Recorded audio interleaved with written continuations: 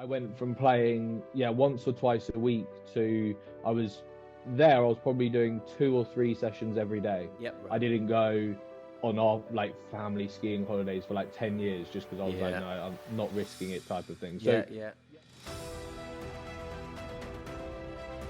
And we still joke about it to this day that I honestly didn't go to a single lesson purely because I was I want to go train.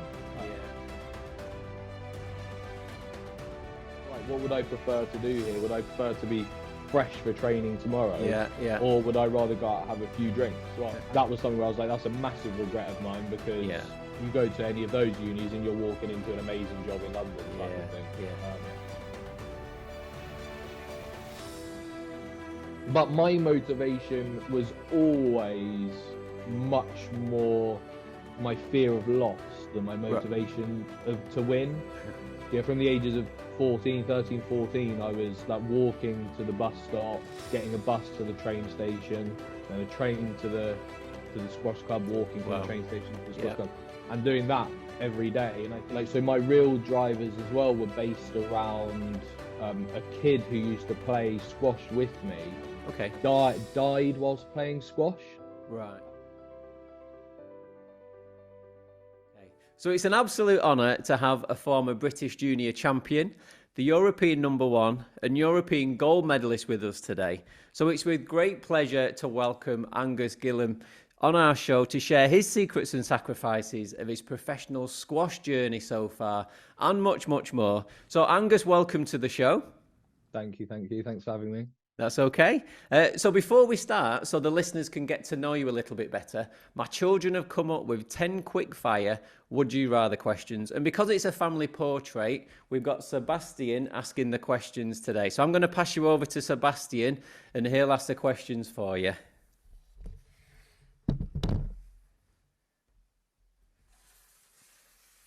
There we go.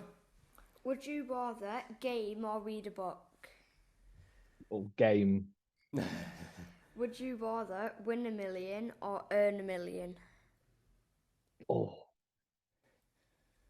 Win 1 million, I think, because it's quicker. Would you rather have a takeaway or eat out? Eat out. Do you know what your favourite food is? Probably really nice sushi, but I'm going through a craving at the minute of chicken burgers. Ah, right, okay. What would yours be, Sebastian? Mine's chips. Chips. Just not cheesy chips, just chips. Just chips. Good old-fashioned chips. Would you rather listen to Stormzy or Drake? Stormzy. Would you rather wear Nike or Adidas? Nike. I've got Nike on now, so Nike. Would you rather own a Bugatti or a Lamborghini? Bugatti.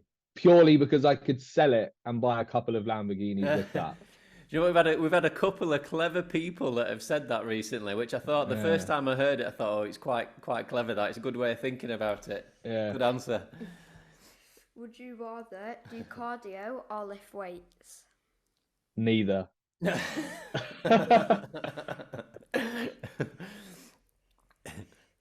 Would you rather play Spider-Man or the Incredible Hulk in a Marvel film? Spider-Man, I think. Would you rather play doubles with Nick Matthew, OBE, or Rami Ashur? So I've actually played doubles with both of them before. And Rami's pretty cool just because the talent is unbelievable. So Rami. Would you rather play pointer rally scoring or English scoring? Well, when I was playing, I probably would have preferred English scoring because my whole thing was based around fitness. So that would have suited me. But 11, American scoring's more fun for everyone watching. Okay. Super. Thank you very much for that, Sebastian. Thank you. Thank you. No, it's all right. Cheers. All right. Thank you, Sebastian. Bye. Thank you for that, Angus. No, it's all right. Okay, so just for the listeners at home that don't know, as you mentioned there, Nick He was deemed as one of the greatest British squash players of all time, winning two of the most prestigious tournaments, three of each, the British Open and the World Open. Whereas Rami, he was classed as one of the best squash players of all time. Was one of the youngest players to reach number one, winning a total of 40 titles. So some amazing achievements there, and something that probably resonates more so with you than most people with the journey that you went on. So let's get on with the show. So as you know, the podcast is to shine the light on the secrets and sacrifices all families go through to allow their children to become elite level athletes, and something that's really close to our hearts with having 4 children currently on that journey. So my first question that I've been asking people is, could you just take me back to your earliest childhood memories of when you was growing up in Doncaster, and just give us a little insight into what family life was like back then for you when you was growing up? Yeah. So I was born in Doncaster and then grew up from day one in North London. Right. Okay. But I think and this is a view and a philosophy I share, is that my childhood was just a bunch of sports. I played every sport, from cricket, rugby, squash, swimming, skiing, everything, every day after school. And I think that's what I'm doing with my kids now, and with no goal in mind. It's just, I think, to bring up a well-rounded athlete physically, mentally. I think doing a huge breadth is what will benefit you most. But so it was, I had a really in all senses privileged childhood. I went to privately educated, so it was really privileged in that sense. And both my parents are very old school academic focused. The whole of my dad's family, and he's got 4 brothers, and his parents, they all went to either Oxford or Cambridge. Right. Okay. So real down the line academic, you must go to university type of thing. Okay. Which even at a young age probably wasn't me. But young age, playing loads of different sports and enjoyed all of them, to be honest with you. Yeah. So when was it that you almost found your passion for squash, or how did that kind of come about? Was that purely because you was experiencing so many different sports at school? So I went to a boarding school in London where I was a cricket, rugby and squash scholar. So I got a scholarship. And I think so. First term was rugby. I had to play that, and you could also play squash. Second term was basically all squash, and then in the third term, where I was a cricket scholar, the squash courts were also closed, so I didn't play for 2 or 3 months in that summer term.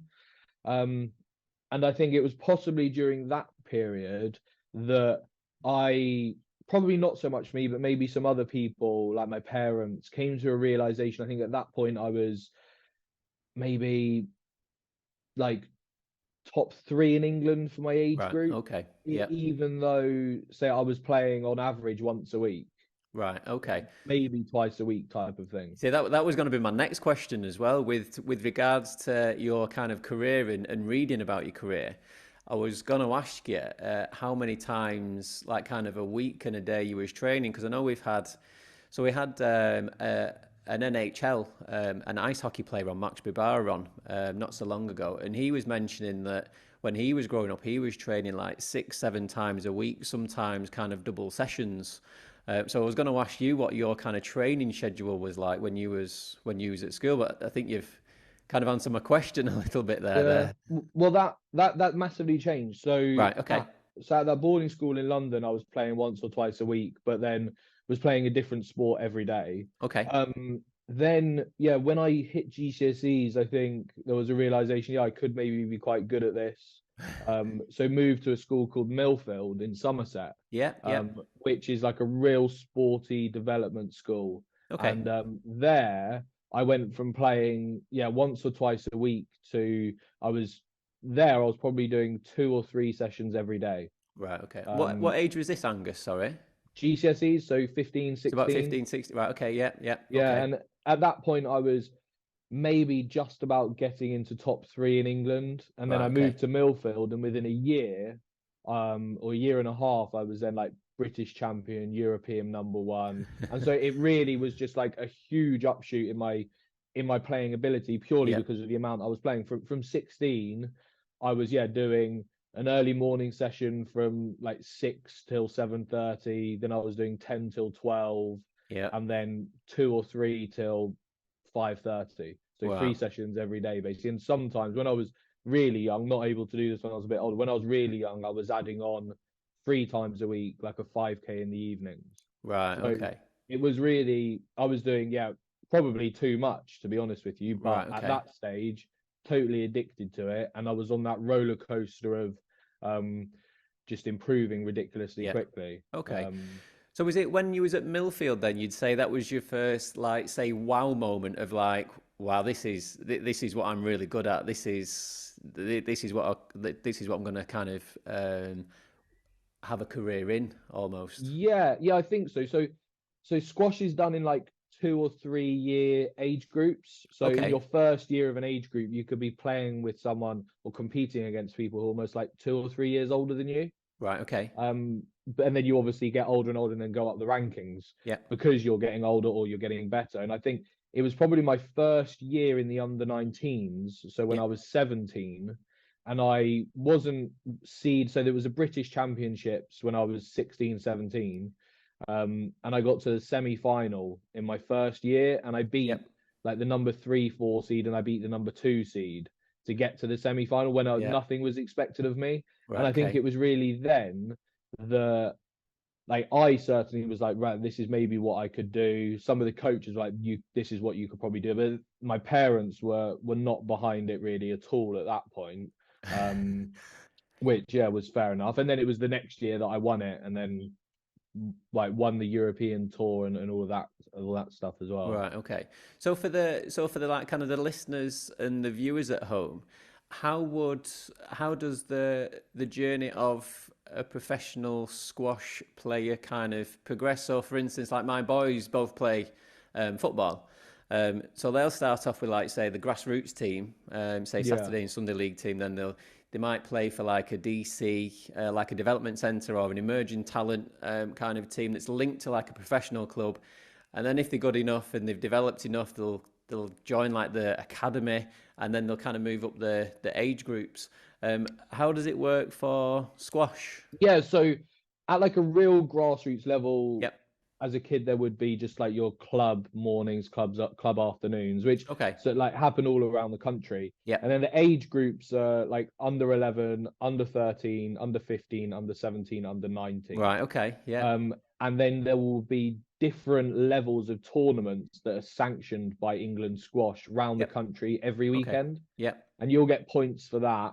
And obviously, and there's like gold tournaments, platinum tournaments, bronze, silver, different Yep. levels, different number of points.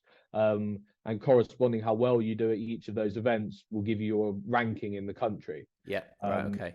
and then when you're getting to like the under 19s, when you're really thinking, right, am I going to go professional? Am I good enough to go professional? You'll Yep. be included in like, so there's like national squads at each age group. So Yeah. they'll take the top 5 players Yeah. from that Right. age group, take them to like Lilleshall Yeah. or Manchester, stay there for the weekend every few weeks. Okay. And you'll do like intensive training that way.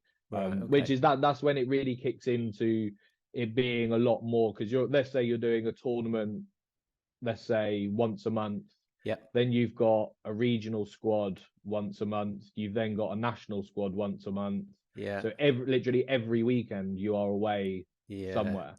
Yeah. Right. Okay. And then once you're getting to like the under 19s, it's like the European circuit, where if you say do 6 or 7 tournaments a year, that's from like Wednesday to Sunday in Norway or France, Wow. for example. Yeah. So Yeah.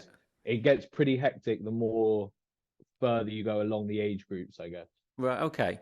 So then, would you say you had a normal childhood growing up when you started aspiring to be a professional squash player, or would you say that came more later on? obviously around about kind of your GCSE age where you said you was like, say, 15 and 16, where it really kicked off? Because I know from speaking to other athletes that we've had on, we had like Tom Smith, professional cricketer for Gloucestershire. He was on and said like he never had a summer holiday with his family because he was always away competing because of how the cricket calendar kind of works. So him and his dad would always be away from, say, April to September. And then we've had other guests on saying that they've missed school or their education, they've missed kind of parties and things, weddings. How would you say your childhood was?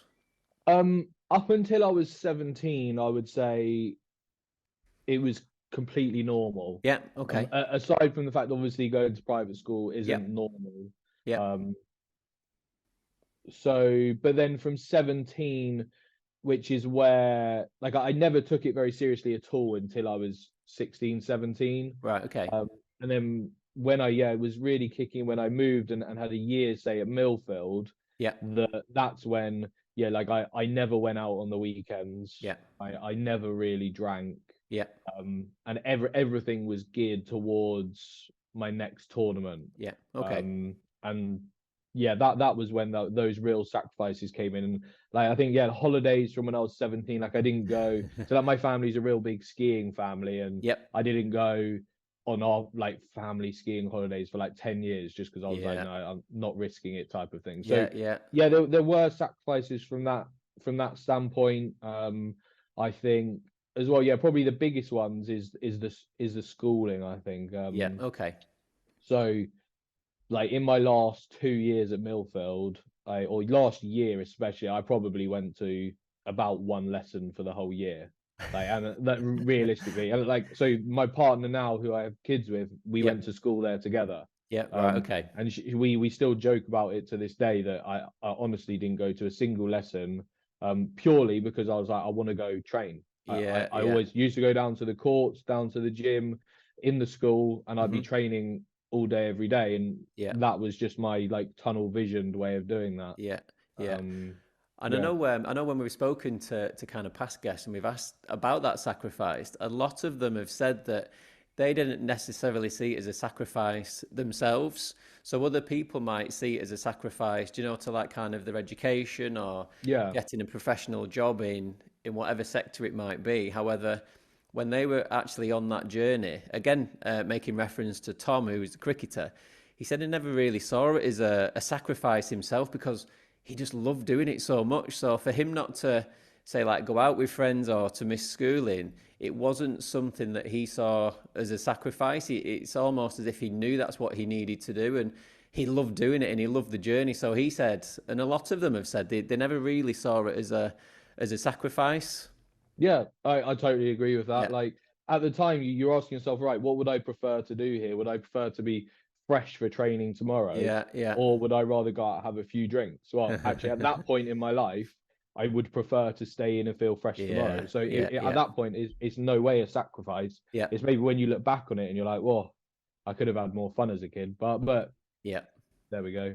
Well, then you don't have all your other experiences that you've kind of had along the way, like all the other emotional kind of journeys that you can't get those, can you? So again, we were speaking to Max, the ice hockey player, who mentioned that his biggest sacrifice was that he didn't get an education. So he chose a professional contract over getting a full scholarship in an American college.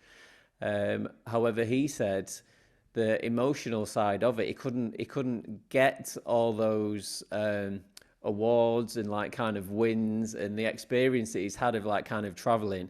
Again, whereas he said for his education, he could always go back and get his education like he's doing now. I mean, he's 40 now, so he's just kind of getting an education now. So, but you can't do it the opposite way around, can you? You can't get your education and then start your career almost in certain sports. That is. No, I agree. I think like when people do ask me like what my biggest regret was, and it's obviously this wouldn't be a regret if I carried on playing and being super successful. But it was probably, so in squash, there's a huge appetite for like good players to be given scholarships to go into US colleges. Okay. Yeah. So I was actually, well, I was approached by UPenn, Harvard and Yale when I was 17, 18 to go out there. And at that point, again, I was just so tunnel vision, was not interested at all in doing that. And I think especially when I was starting out in my kind of like corporate career, that was something where I was like, that's a massive regret of mine, because you go to any of those unis and you're walking into an amazing job in London type of thing. But yeah, then you wouldn't have had the experiences. You wouldn't be sitting here today if you'd done that type of thing. Yeah. So. Okay. So as we mentioned earlier in the show, from being a former British junior champion, being European #1, European gold medalist, he's also named as one of the ones to watch by Chris Robertson, England national coach at the time. You joined the PSA World Tour in 2012 at the age of 17. You waited 3 years to make your first World Tour final appearance, but then you reached 4 in a row. And then you clinched your maiden title in the Madison Open against Anthony Graham. So could you just kind of explain to us how you personally cope with the peaks and troughs and the roller coaster of emotions throughout the journey? Yeah, so I think Chris, like, an unbelievable character. He was an unbelievable player himself. I think got to like world #2. And to be fair, someone when I look back on it, someone I resonated with purely like in the way that he played. I like the same style as me. And I think so when I joined, so I started playing PSA, so basically professional events, when I was still at Millfield. And I reached, I can't remember the exact number, but 4, 5, 6 finals before I'd actually won my first one. Which, to myself, I think I was putting a little bit more pressure on than I needed to. Whereas if you actually break it down, getting to that many finals is fantastic anyway, whether you win them or not. But my motivation was always much more my fear of loss than my motivation to win. So even if like almost winning was possibly like the worst thing that I could do for my own motivation, because once I'd won, it was almost like, all right, I've completed it now. Whereas it was, I think I'm going to lose, I think I'm going to lose, I think I'm going to lose, is what motivated me massively. So it was good for me, but bad for me in a sense. But if I lost, then that fueled me even more. To go for the next tournament, because I hated that losing so badly. And that's why it was quite a constant motivation as well. And I think that's why the peaks and troughs of losing didn't hit me too badly, because it was once I'd lost, next day I was just super motivated again to make sure that didn't happen again. So it's almost like, say, a running theme with all the guests that we've had on. So we had Lee Grantham. So he's a professional ultramarathon runner. And he spoke super positively, almost with like kind of a laser beam mindset and focus, that you can't help be inspired and motivated by the stories and the kind of quotes that you all kind of come out with, to be honest. So he was mentioning throughout the show that the tougher the journey, the better you are when you get there. You only lose when you quit. You can fail 99 times, but it only takes 1 time to succeed. There was loads of like kind of quotes and little snippets of his kind of mentality, similar to like what you've kind of mentioned there. So would you say the mindset and the mentality and intrinsic motivation to succeed are equally as important as the physical side, or would you say the mentality is more important than the kind of physical element of it? When you say physical, do you mean say your technical ability to play? I think it all depends on like what level you're talking about. So if you were to ask me, so let's highlight the top 4 players in the world. At the minute, they have everything. Whereas if you were to go down, say, to like my ranking, I might not have had the best technical ability in the world, but my physical ability was really, really good. So that's where it's like, well, obviously the best players in the world in any sport have everything. They're really well rounded in everything they do. But I think, without one or the other, you're never going to be the best in the world. You have to have everything.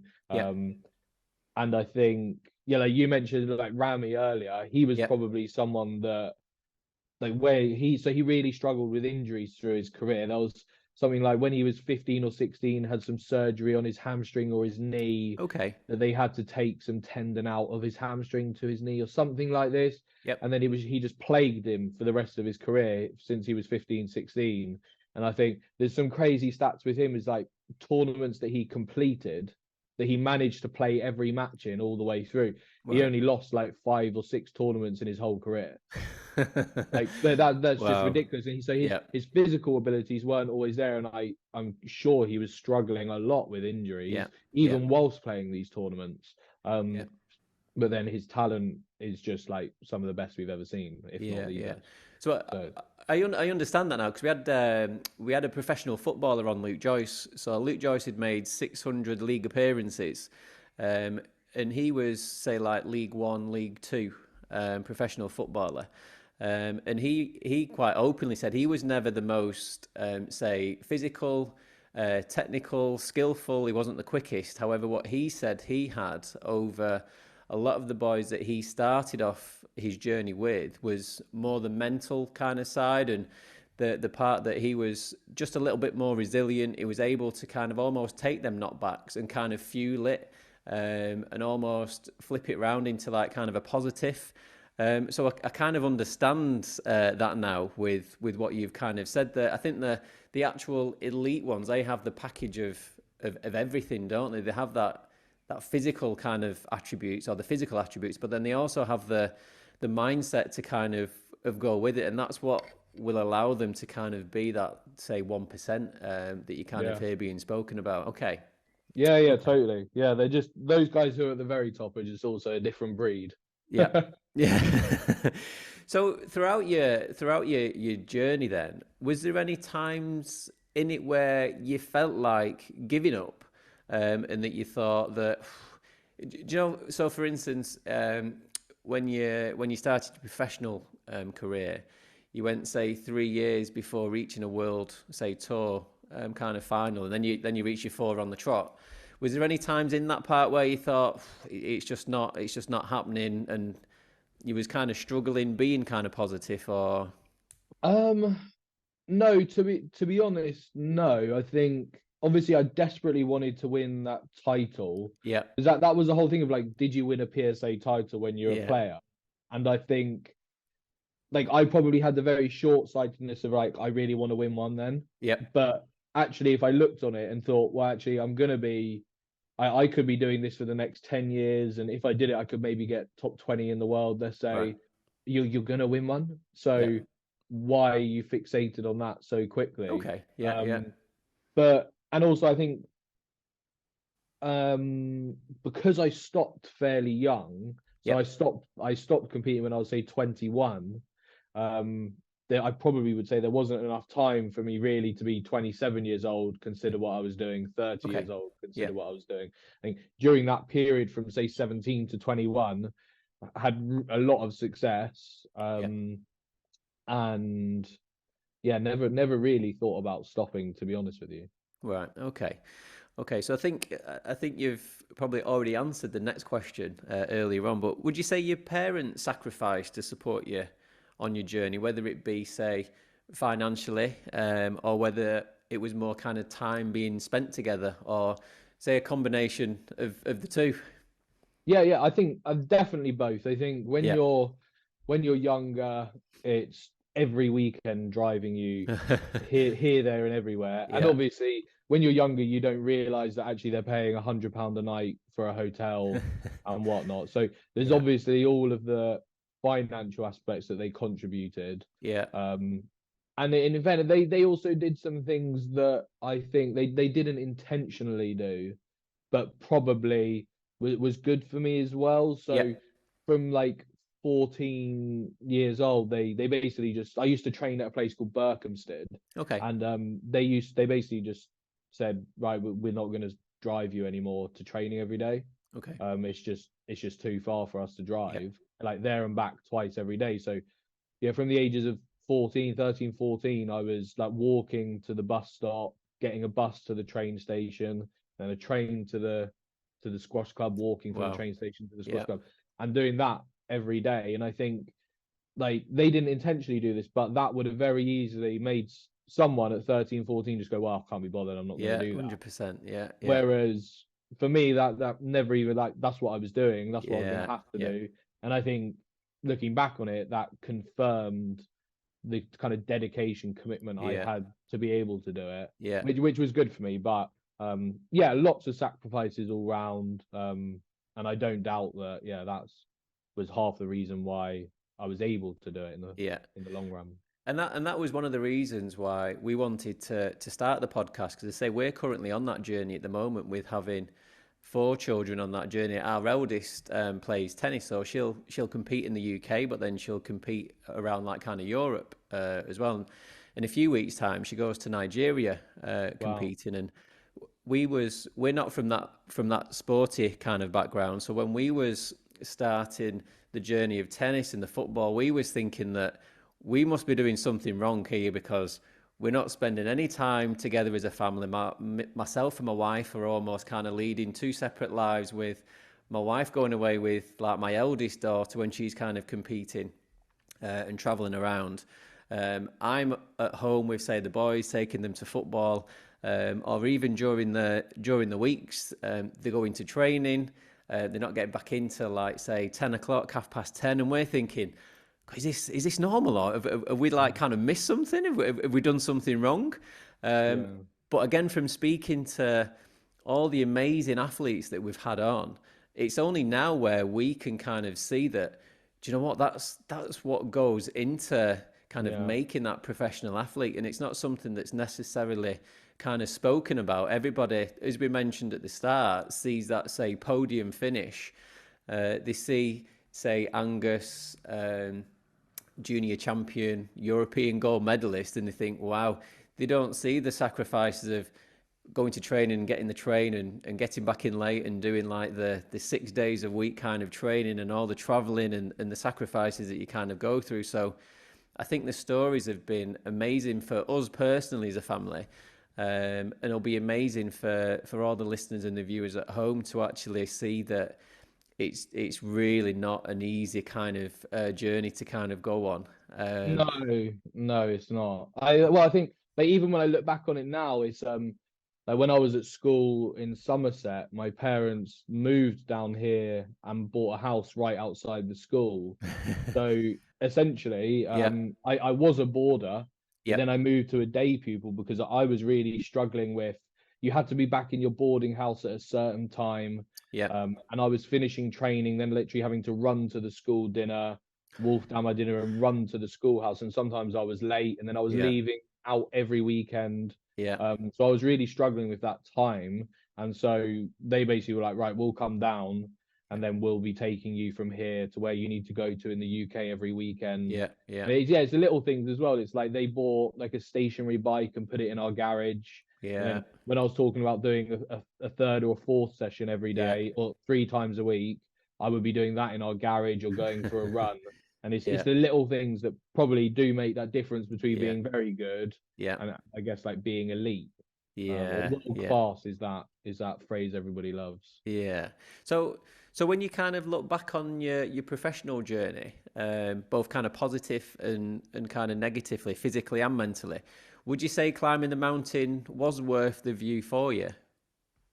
Um, no, I don't know. I'd probably break it down into two. Like I would say, Okay. as a junior, Yep. it definitely was. Okay. Um, because I almost achieved absolutely everything I could dream of as a Yeah. junior. Um, and that was amazing. And like so, and I was going through like so my real drivers as well were based around a kid who used to play squash with me, Okay. died whilst playing squash. Right. Okay. And I knew him very well. Yeah. He was like one of my best friends since I was like 6 or 7 years old. Right. From like basically just a weird heart condition that some Yeah. children have, and so that was a real driver for me as a junior, Yeah. and something I even use to this day in terms of people who are generally very successful have some kind of tragedy happen to them Yeah. as a child. It's Yeah. quite common, um, and so that was my real driver as a junior. Like everything I achieved was for him, type of thing. Well, then as a senior, I wouldn't say I had then had surgery when I was 21 on my leg, 20, 21. And that was at the point where I was like, well, actually, is this for me? And so I wouldn't say as a senior, I climbed that mountain and got the view. So as a senior, it probably wasn't quite worth it. Okay. Even though it was best time of my life, absolutely loved it, achieved loads. Yeah. But like as I said earlier, I could have gone to uni in the US, which would have been amazing. So yeah, and probably from that sense, it wasn't worth it. But then again, I completely believe that I wouldn't be sitting here today if I hadn't done that senior journey. I wouldn't have I wouldn't have my kids. My life wouldn't be the same. So even though I don't think it was worth it, I wouldn't change it, if that makes sense. Yeah, no, definitely, definitely. Okay, so at the end of every show, we've been asking all our guests if they have any favourite quotes or philosophies that they've used on a daily basis to get them to where they are today. So one of our previous guests who we've already mentioned on the show, Lee Grantham, he mentioned numerous different ones, but one of his favourite ones was one that he heard from Hunter Thompson, who's an author and a journalist, and he said that he mentioned about drive fast on empty streets, thinking nothing about falling in love and not getting arrested. So it was quite a philosophical one. However, he explained it really simply as saying, just enjoy it. He said for him at 27, he used to work in Manchester. He'd always rode, he'd always run when he was younger. At 19, he fell out of love with it. He discovered the Manchester scene. And then at 27, he just really realised that it just wasn't for him, and he was missing something, and he was just really passionate about running, and that's when he decided to become a professional ultramarathon runner. So he was a big believer in just kind of following your kind of dreams and passions, and just believing it. So I was just wondering whether you had anything that you could share with us today. Yeah, there are a couple, right? So I'm not great with quotes in terms of remembering them, but there are a couple that I really love. So there was one that always said to me from like a real old school squash coach. Okay. Which was that if you always do what you always did, you'll always get what you always got. Which I think is quite... I think you've done very well remembering that one. That sounds a bit of a tongue twist. I think I'd have struggled with that one. Well, I always like that because I completely resonate with it in terms of like, why do you expect different results if you're doing the same thing? Yeah, okay. So if you always keep on doing what you've always done, you're always gonna get what you've always got. Yeah. So do something different. And then there's actually a Denzel Washington one that I love. Right, okay. Which is, without commitment, you'll never start. But more importantly, without consistency, you'll never finish. Right, okay. Yeah. So commitment and consistency is what is going to take you, I think, from here to here. Yeah. Love them. Yeah. Those are my ones, yeah. I think I'll use the second one in the next one. So normally I always introduce the kind of quote at the end of the previous guest. I think I'm going to go with the second one because I think I might get a bit tongue twisted with the first one. It's because he used to say it all the time. Every session, he used to stand at the front and go, if you always do what you always did, you always get what you always got. And always remembered it. So as we come to the end of the show, I was just wondering what's next on your journey. I was just wondering if there's any future plans or projects that you could share with us today that we could possibly look out for in the future. Yeah, well, so at the minute, I'm in a head of role at a company called Cloud International, who essentially, since I left sport, I started in the world of recruitment. Been at 3 businesses. My last one was the first person at the business and built it to 15 people, doing over £1 million turnover, which was really good in like a year and a half. And then this one, Cloud International, we focus on SAP, which is basically a business software used for finance, logistics, a whole suite of things that normally enterprise businesses use, and consultancies send them out to their partners as well, mainly focused in Germany. And at the minute, so I lead an office of about 25 Okay. people, breaking down between sales and operations. We're really trying to grow that business to get to a point where we can sell it in the next kind of 5 or 6 years. Yeah. I think is fairly realistic, and hopefully get it to, I think 5 or 6 years, get it to maybe 100 people. So we have a 25-person office in London, Yeah. a 10-person office in Boston, Right. Okay. and then we have 2 people out in Germany as well. So I think we can get it to 100 people in 5 years, Cool. and turn over, say, 25 million. Wow. And then that would be a really good place to Yeah. be. Yeah. Yeah. So again, I think from speaking about the professional athletes' journeys, I think there's so many transferable kind of skills that you learn as a professional athlete. All the kind of the dedication, the motivation, the sacrifice, the resilience that can be kind of used throughout your kind of business career as well. Because to kind of reach those numbers and to reach the number of employees, again, that doesn't come easy. But with the kind of the mentality that the professional athletes have, that's something that sometimes you just can't kind of teach when you're in like kind of school. So again, from speaking to the athletes, and again from watching different documentaries, you watch like the Michael Jordan one with his like kind of global brand that he's got now, and the Shaquille O'Neal one. It's that kind of mindset of wanting to kind of succeed and to kind of make it to the top with whatever you kind of do. That can be so transferable from like kind of sport into like kind of the business world. So I think from kind of hearing your stories today, I think any kind of future ventures that you kind of go into will be a huge success. And I think over the last few months of doing the podcast, we have been overwhelmed by the number of professional athletes' openness to kind of share the inspiring and the motivating and inspirational stories that we can all use in our everyday lives. So thank you so much for adding to that today. Good luck with your ventures. And I'm sure with a mindset like we've just said, there'll be a huge success. So Angus Gillams, thank you so much for being a guest on Elite Children, A Family Portrait. No, appreciate it. It's been good fun. Thank you very much. Cheers, mate.